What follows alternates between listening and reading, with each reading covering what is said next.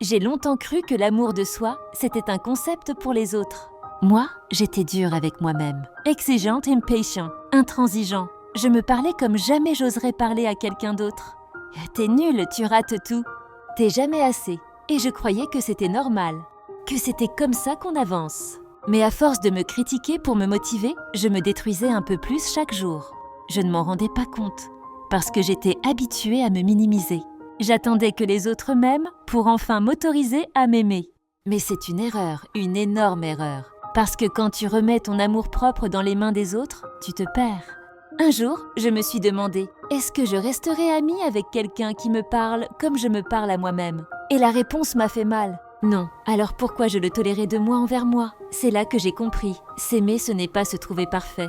C'est se traiter avec respect, même quand on doute. C'est se parler avec douceur, même quand on tombe.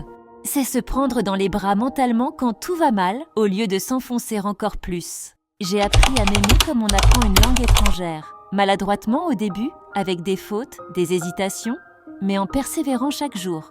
Et plus je me traitais avec bienveillance, plus je guérissais de l'intérieur.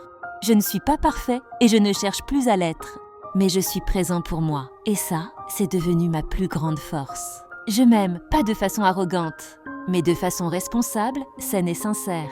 Et ça a tout changé. Ne te parle plus comme un bourreau, parle-toi comme un allié. L'amour de soi, ce n'est pas une option, c'est la fondation. Abonne-toi, aime et partage si tu es prête à te choisir, chaque jour, sans condition.